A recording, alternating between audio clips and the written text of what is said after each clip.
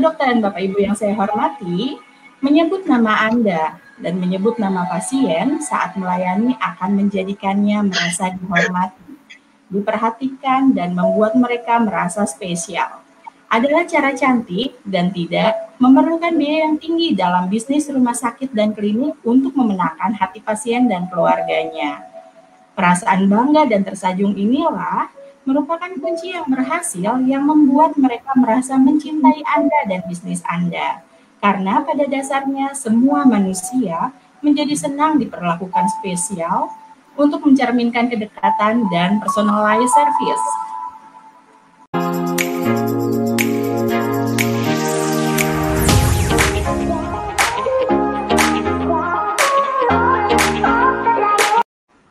Coach Dani, ini juga yang menurut saya ini ya, untuk dalam situasi seperti ini, Coach.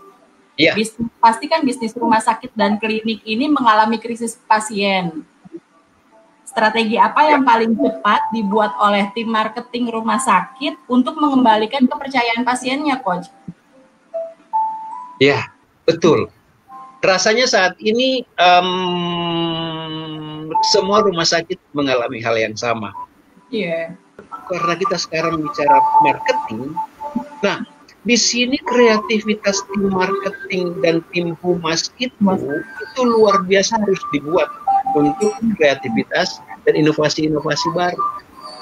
Dua sesi kemarin kan kita sudah bicara banyak soal inovasi-inovasi itu ya. Tapi karena ini sesinya marketing, yuk kita bahas misalnya. Saya sudah mulai lihat banyak. Saya sudah mulai lihat punya setiap rumah sakit sudah mempunyai leaflet-leaflet yang dia uploadkan. Kalau kita buka satu rumah sakit atau kita berteman di Facebook, katakanlah seperti itu, atau berteman di Instagram misalnya, seperti itu. Wah, itu dia munculkan itu dokter spesialis kardio misalnya, jam praktek jam sekian sampai jam sekian, kan seperti itu. Pelayanan yang dilakukan di sana apa saja. Ya, kemudian peralatan pendukung untuk seorang kardiologi tersebut ada ini, dan ini. Itu harus kita lakukan ini. Misalnya kardiologi, ya kan? Kardiologi kita dokter A atau dokter X, kemudian jam praktek, ya kalau dia di situ hanya praktek pagi, bikin sekalian supaya dalam satu leaflet itu ada praktek pagi siapa, praktek sore siapa, praktek malam di sana siapa, ya, dengan jam-jamnya. Kemudian di bawahnya kita tulis tuh di sana ada katakanlah EEG misalnya, ya alat itu ada di sana. Kemudian di sana dilakukan ada misalnya kateterisasi jantung di sana ada. Ya, kemudian kita lakukan di sana ECG. Kemudian ada USG 4 dimensi di sana. Itu dibutuhkan nih. Nah, sehingga dalam satu leaflet itu semua dijual di situ. Semua kita promosikan di situ. Kasih di marketing itu nggak boleh sopan. Dia punya leaflet harus penuh. Supaya orang baca. Kalau cuma tulis muka dokter gede-gede, namanya jam praktik aja nggak menjual. Sekalian kita tulis fasilitas apa, yang fasilitas pendukung apa yang ada untuk dokter tersebut.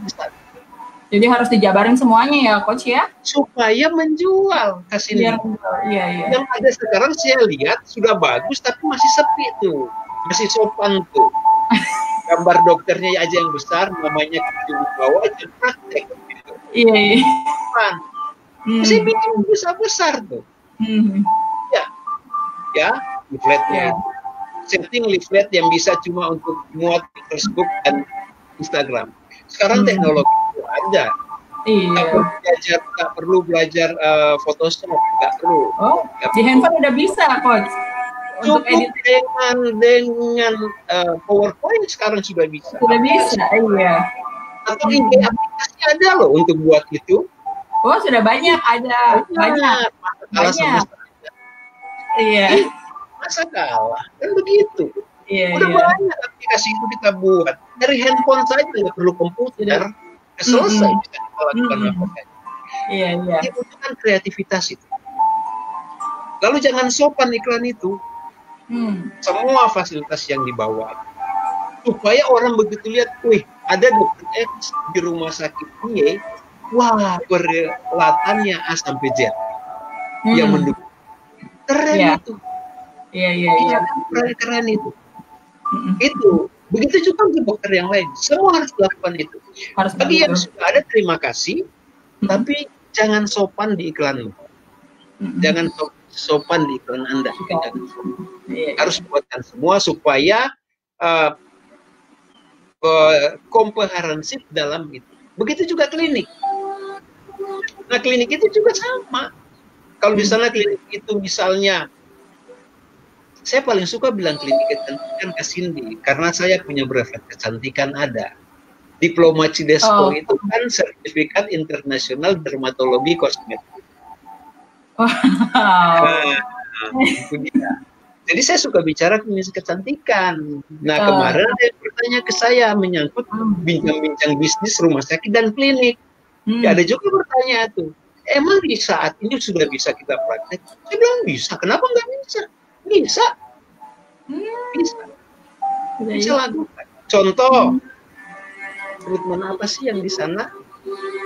Kan kemudian tidak ada ngobrol.